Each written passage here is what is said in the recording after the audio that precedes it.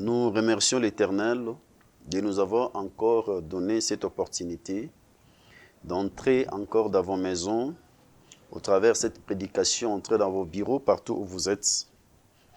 Nous remercions encore l'Éternel parce qu'il nous a donné le souffle de vie, parce qu'il est Seigneur, il est Dieu. Je crois, depuis la semaine passée, nous sommes en train de parler sur 3 choses que Paul avait dit aux Corinthiens, surtout dans les versets 1 Corinthiens chapitre 13, verset 13, la Bible dit ceci: « Maintenant donc ces 3 choses demeurent, la foi, l'espérance, la charité, mais la plus grande de ces choses, c'est la charité. » Paul voulait dire aux Corinthiens et voulait aussi interpeller leur conscience dans tout ce que nous sommes en train de faire. Dans tout ce que nous sommes en train de chercher sur cette terre, ça va passer. Comme Salomon a dit dans le livre d'Ecclésiaste, que vanité de vanité, tout est vanité, c'est la poursuite des vents. Nous donnons beaucoup de temps pour chercher l'argent, mais après cet argent va rester. On construit des maisons, par après la maison aussi va rester, peut-être aussi serait détruite. Mais quand tu meurs, on ne va pas t'enterrer avec tout ce que tu as besoin. Ce que tu as besoin aujourd'hui et ce qui ne va jamais périsse, c'est les 3 choses que Paul nous a dit. Il a dit, les 3 choses, c'est la foi, l'espérance et l'amour. Il est même allé trop loin dans les livres de 1 Corinthiens chapitre 13. Il nous a parlé des dons, des prophéties. Il nous a parlé de parler à langue, de tout ce que nous cherchons, même dans la prière. Mais à la fin, ça va rester.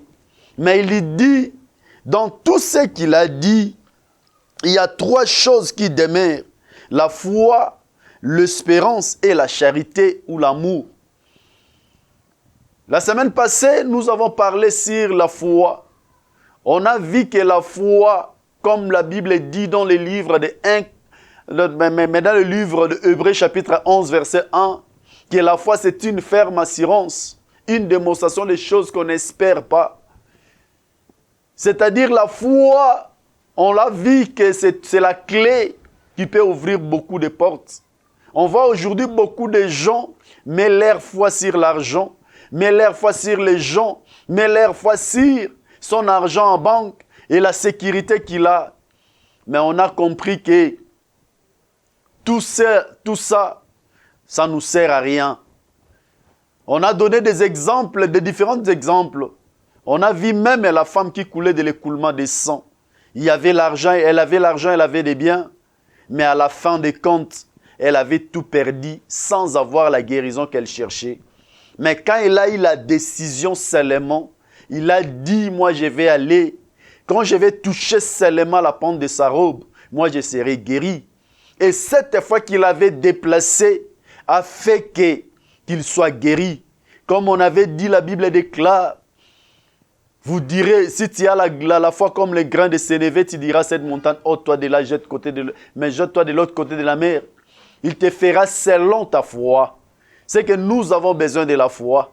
Mais aujourd'hui, par la grâce de Dieu, nous allons voir la deuxième chose qui demeure, c'est-à-dire l'espérance ou l'espoir. L'espérance, par définition, c'est une attente d'un bien qu'on désire, qu'on entrevoit ou voir qu'un moment comme probable. C'est ça l'espérance que nous pouvons le définir comme une attente ou un bien, une attente d'un bien qu'on désire. C'est dit pour la personne ou la chose sur laquelle se fonde l'espérance. Mais maintenant, nous avons des questions que nous allons poser et que tu peux aussi te poser toi-même. Qu'est-ce que tu attends? Qui est-ce tu attends? Où est-ce que tu attends? C'est-à-dire, les 2 questions nous amènent à 3 dimensions. Quand on parle de qu'est-ce que tu attends, on voit la chose. Et qui est-ce que tu attends? On voit une personne où est-ce que tu attends aussi, c'est un lieu. C'est-à-dire, nous allons parler des choses, de la personne et de lieu que nous sommes en train d'espérer. Que nous sommes en train d'espérer, mes bien-aimés. On espère à quelque chose. On espère à une personne. Mais même si tu es en train d'espérer à une personne, même si tu es en train d'espérer à une chose, mais on l'attend aussi la chose quelque part. Ça, c'est un lieu que nous attendons. C'est pour cela, quand tu lis la Bible, dans le livre d'Habakkuk, chapitre 2, versets 1 à 3, la Bible déclare ceci. « J'étais à mon poste et je tenais sur la tour. Je veillais pour voir ce que l'Éternel me dirait. Est-ce que je répliquerai après ma plainte? L'Éternel m'adresse la parole et il me dit, écris la prophétie, grave-la sur tes tables, afin qu'on la lise couramment. C'est une prophétie dont le temps est déjà fixé. Elle marche vers son terme. Et elle ne mentira pas. Si elle tarde, attends-la, car elle s'accomplira certainement. » Ici, on voit Habakkuk. Habakkuk dit il était à son poste.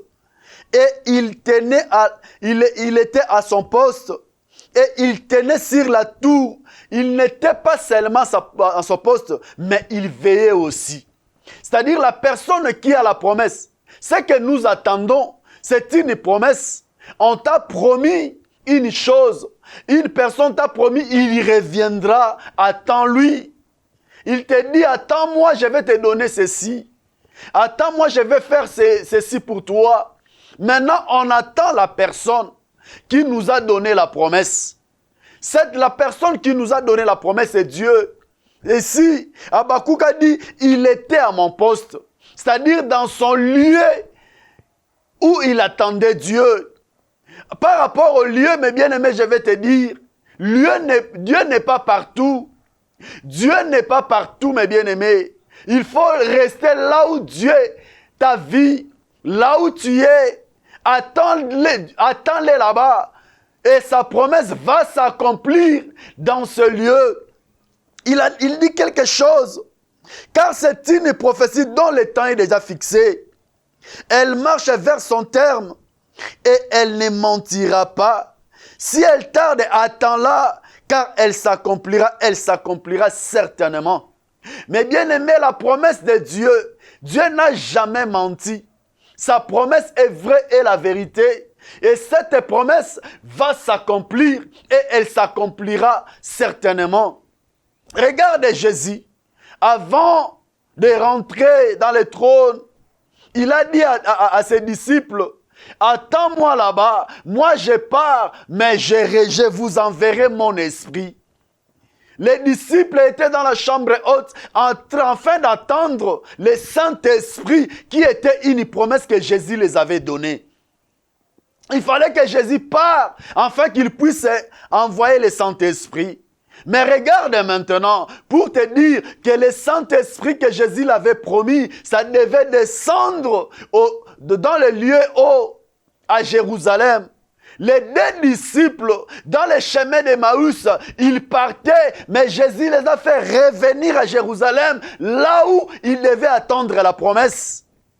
De la même manière avec Pierre, il est rentré pour faire la pêche. Jésus l'a déplacé encore pour retourner à Jérusalem, là où Jésus les avait promis. Et ce qu'il était, il avait resté dans la chambre haute, il avait l'espoir que ce que Jésus avait dit, il s'accomplira. Mais Habakkuk a dit aussi une chose, il veillait. Il n'était pas seulement à son poste, il veillait aussi. Mais bien aimés, nous devons veiller là où nous sommes. Être dans ton poste, c'est bien. Mais veiller, c'est mieux. Tu peux me poser la question, comment je peux veiller? Nous veillons dans la prière, nous veillons dans la méditation de la parole de Dieu. C'est alors Habakkuk a dit, il veillait. Toi qui attends une promesse, la promesse qu'on t'a donnée, vous devez veiller sur ça.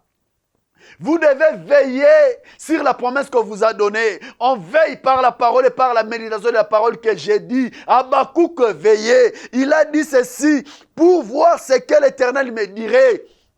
Mais bien aimé, un sentinelle ne dort pas.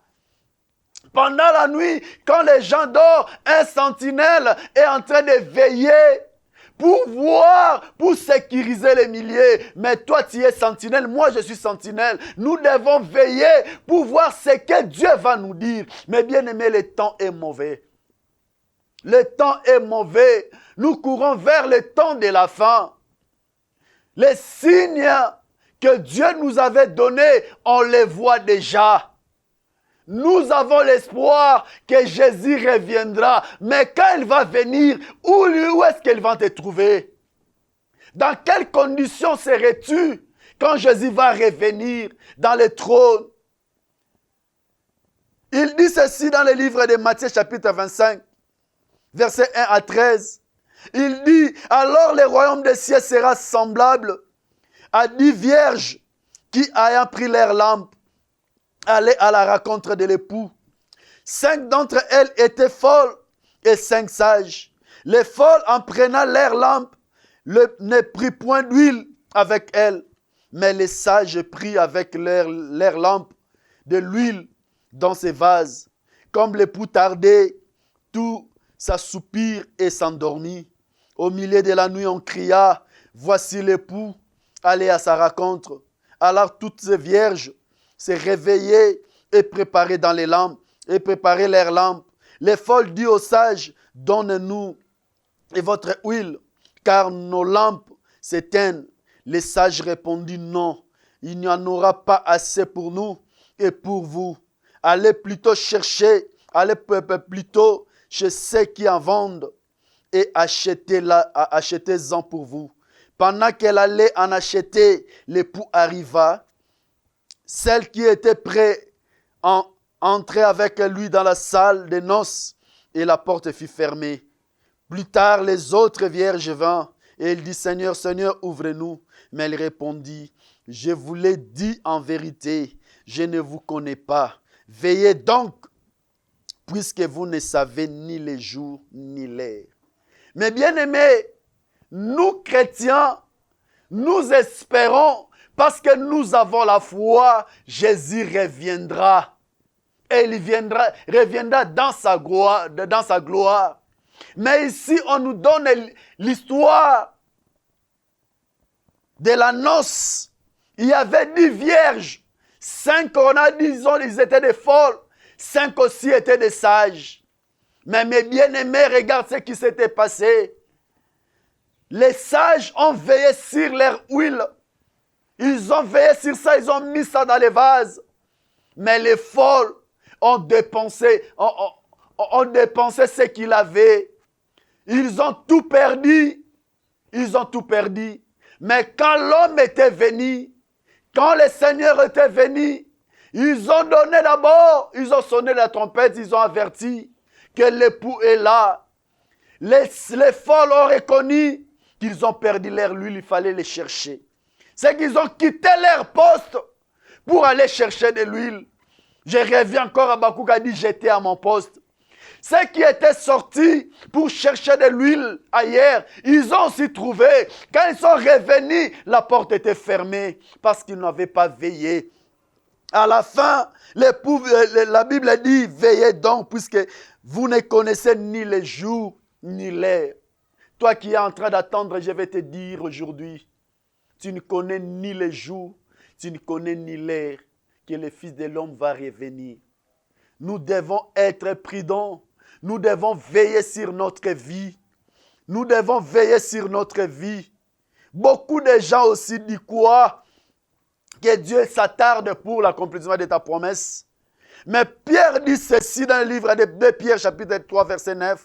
Le Seigneur ne tarde pas à l'accomplissement de la promesse comme quelques-uns le croient.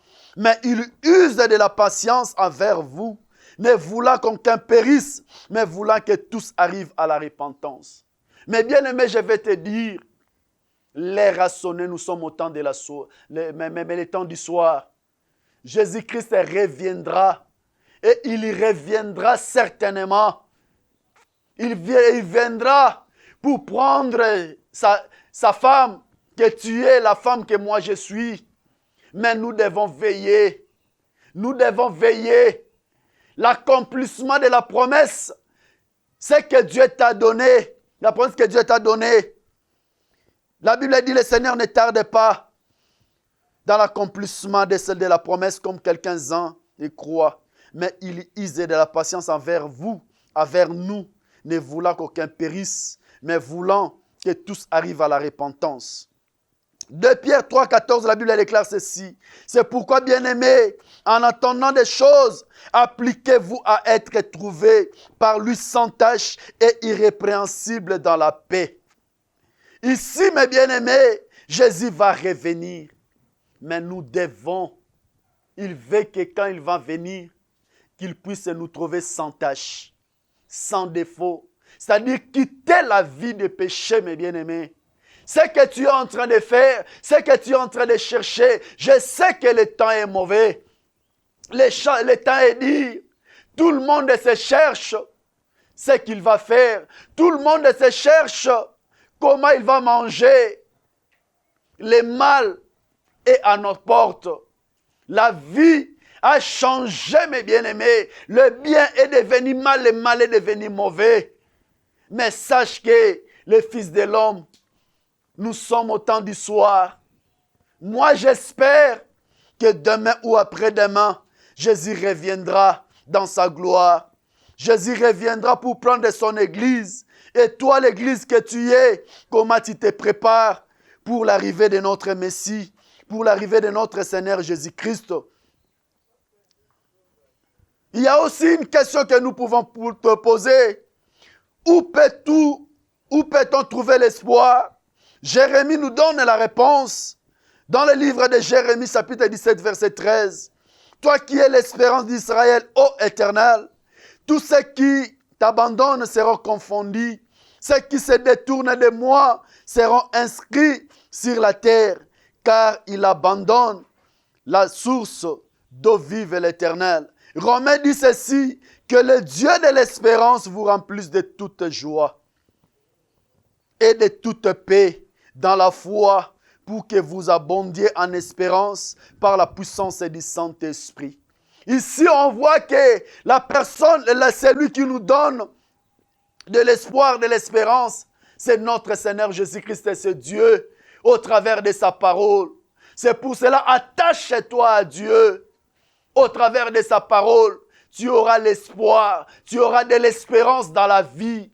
Mais bien-aimé, tu peux tout perdre dans la vie aujourd'hui. Tu peux perdre l'argent, tu peux perdre les biens, tu peux perdre le travail, tu peux perdre même les mariages, mais ne perds jamais ton espoir. Par celui qui a l'espoir, Dieu va toujours les renouveler sa force. Dieu va toujours les restaurer parce que tu crois en lui, tu as l'espoir en lui. La foi, c'est quelque chose qui est qu'on a vécu et on croit ça va arriver. Mais l'espérance, c'est quelque chose que nous espérons, que nous le verrons demain. L'espérance, on parle du futur. Aujourd'hui, je peux perdre ce que j'ai, mais comme j'ai l'espoir à Dieu, je vais récupérer ce que j'ai perdu aujourd'hui. Regarde Job, il avait beaucoup de biens, il avait des travailleurs, il avait des enfants, il avait une femme. Mais Dieu a permis que Job puisse être touché, que Job puisse être frappé. Il était frappé, le vent a soufflé dans la vie de Job. Il a perdu les enfants, il a perdu les biens, il a perdu tout ce qu'il avait. Même à manger, Job manquait. Oh, Job avait l'argent. C'est que Job avait resté seulement avec l'espoir. C'est pour cela qu'il l'avait dit, mon Rédempteur est vivant, il se lèvera les derniers. Mais bien aimé, je te dis, toi qui me regardes maintenant, je sais que tu as tout perdu.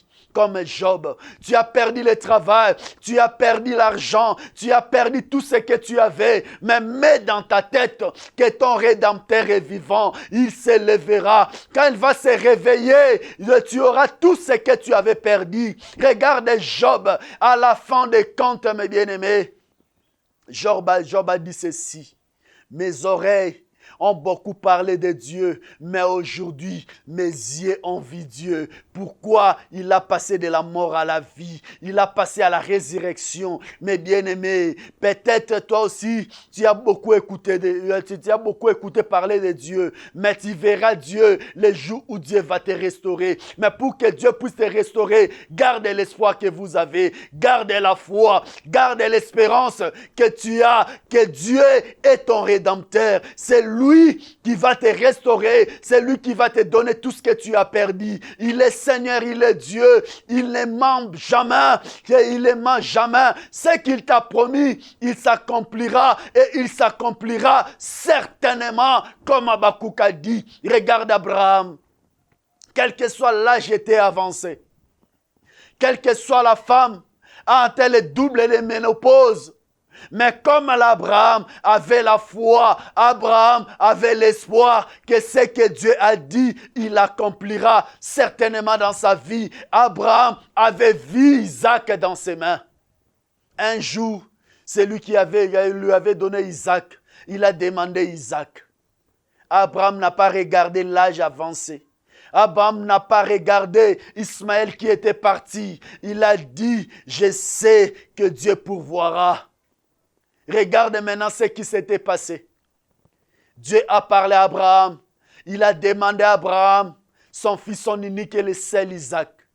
Abraham ne doit pas passer la nuit avec Sarah, mais il n'a pas dit à Sarah qui que ce soit. Il n'a pas informé Sarah ce que Dieu lui avait dit, parce que c'était sa promesse, c'était la parole que Dieu lui avait dit. Il a dit seulement à Sarah, moi et l'enfant on part adorer. Il a pris les serviteurs, il a pris la naisse, il a pris le bois et le feu. Ils sont partis. Dès qu'ils sont arrivés au bas de la montagne, il a dit aux serviteurs, toi et la naisse, vous allez rester. Moi et l'enfant, on part adorer. Il a pris le bois, il a mis sur Isaac. Il partait, Isaac a posé la question à son père. Père, je vois les bois, je vois les feux, où est le sacrifice? Abraham a dit, l'Éternel pourvoira. L'Éternel pourvoira. Il a crié dans le vide que l'Éternel pourvoira. Regarde comme j'avais dit la semaine passée, les épreuves de la foi. Abraham est parti, il a ligoté son fils. Il a pris les couteaux pour tuer son fils. L'Éternel a dit non, voici l'agneau. Mes bien-aimés, aujourd'hui, il y a l'agneau qui a pris notre place, notre Seigneur Jésus-Christ. Abraham avait l'espoir que Dieu pourvoira. Il avait l'espoir à Dieu, à sa promesse. Toi, où est-ce que tu as mis ton espoir? Aux gens. Où est-ce que tu as mis ton espoir? Au bien que vous avez. Où est-ce que tu as mis ton espoir? À votre compte à banque. Regarde nos frères de Goma. Beaucoup ont perdu l'argent. Ils ont perdu des biens. Ils ont perdu des brebis. Mais ils étaient là. S'ils ont mis leur espoir dans ces biens, ils devaient aussi perdre la vie. Mais bien aimés, il y a une seule personne qu'on devait mettre l'espoir. C'est Jésus-Christ de Nazareth. Nous devons aussi garder l'espoir au milieu de la souffrance. 2 Corinthiens 4, 17, 18, la Bible déclare ceci. Car nos légères afflictions du moment présent produisent pour nous, au-delà de toute mesure, un poids éternel de gloire. Parce que nous regardons non point aux choses visibles, mais à celles qui sont invisibles. Car les choses visibles sont passagères et les invisibles sont à l'éternel. Mes bien-aimés, dans les moments de souffrance, dans les moments difficiles de la vie, comme Paul dit encore aux Corinthiens, que les choses visibles et passagères, mais les choses invisibles et éternelles. Notre espoir, pendant les moments de souffrance, nous allons les mettre à Dieu, à l'Éternel, qui garde notre foi. C'est lui le rémunérateur, c'est lui le restaurateur, c'est lui qui peut nous donner tout ce que nous avons besoin. Même l'argent que tu es en train de chercher, la Bible déclare l'or et l'argent lui appartient. Dieu, c'est l'espérance de la gloire. Je te dis aujourd'hui, mes bien-aimés, crois à l'Éternel et tu seras sauvé. Crois à l'Éternel, crois aux promesses qu'il t'a données. Sache que ces promesses vont s'accomplir dans ta vie. Pendant les moments difficiles, je sais que beaucoup de gens renient même Dieu, se posent des questions, le pourquoi, le comment. Job aussi s'est posé des questions. Même sa femme, elle lui a dit, haïs l'Éternel et meurt. Job a dit, je peux tout, mais sauf ça. Job était intègre. L'Éternel avait témoigné Job. Mais il a permis qu'il puisse perdre tout ce qu'il avait. Job était là par terre. La Bible dit, même la peau s'attachait aux os. C'est-à-dire, il a perdu toute la chair qu'il avait. Il attendait que la mort, mais il n'avait pas perdu l'espoir. L'espoir que Job avait a fait qu'il puisse avoir le double de ce qu'il avait perdu. Mais bien aimé, je sais que tu as perdu le travail. Tu as perdu beaucoup de choses dans la vie, mais garde ton espoir. Car l'espoir, comme le monde dit, l'espoir fait vivre. J'ai l'espoir que demain j'aurai. J'ai l'espoir que demain je serai. Je sais et je crois que demain je vais récupérer tout ce que j'avais perdu. Comme la Bible dit, vous allez récupérer les années que les sauterelles ont dévorées. Mais l'unique et la seule personne qui peut récupérer les années que les sauterelles ont dévorées, c'est celui qui a la foi, celui qui espère à Dieu. Car c'est Dieu qui te fera récupérer tout ce que tu as perdu. Mais bien aimé, c'est ça qui est très important. Nous devons avoir l'espoir dans les futurs. La Bible déclare dans le livre des Romains, chapitre 18 et puis 24 à 25, la Bible dit ceci. J'estime que les souffrances du temps présent ne saurait être compassé à la gloire à venir, qui sera révélée pour nous. Car c'est en espérant que nous sommes sauvés. Or, l'espérance qu'on voit n'est plus espérance. Ce qu'on voit, peut-on espérer encore? Mais si nous espérons ce que nous ne voyons pas, nous attendons avec persévérance. Ici, Paul veut nous dire, toi qui es en train d'espérer, il faut être persévérant. Nous devons persévérer dans les moments de souffrance, dans les moments difficiles. Tu dois persévérer. Tu dois persévérer, il faut être un gagnant. L'un de mes pasteurs me disait, un gagnant ne lâche jamais et un lâche ne gagne jamais. C'est lui qui n'achève pas détruit. Pour ne pas détruire ce que tu as construit pendant longtemps, tu vas avoir la foi et l'espérance à Dieu. Il ne faut pas marcher les regards inquiets. Toi qui as Jésus, toi tu as l'espoir. Tu dois être persévérant dans la vie. La persévérance va faire que tu puisses récupérer tout ce que tu avais perdu. Car le diable vient pour nous décourager. Quand nous allons décourager, ça serait difficile pour nous d'apprendre encore. Tu as aujourd'hui, regarde Isaac. Il a perdu. Isaac avait perdu le puits qui était héritage pour lui. Quand il a perdu, il a laissé parce qu'on l'a créé querelle. Il est allé puiser notre puits. On l'a trouvé, on est venu encore le chercher à l'arracher.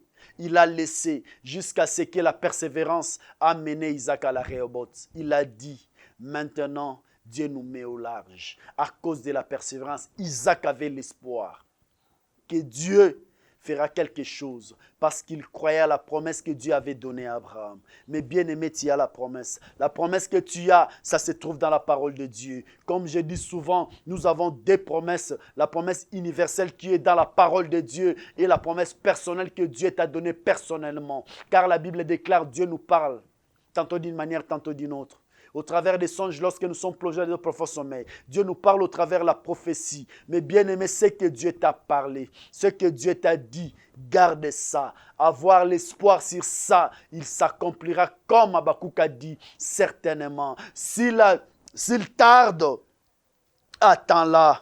S'il tarde, si cette promesse attarde, Partant là, elle s'accomplira certainement. Je sais que tu es le fils, tu es la fille de la promesse. La promesse que Dieu t'a donnée, elle s'accomplira. La promesse que Dieu t'a donnée, elle s'accomplira. C'est pour cela que je te dis, garde l'espoir. Les moments sont compliqués, les moments sont difficiles. Surtout les moments que nous passons avec le Covid-19.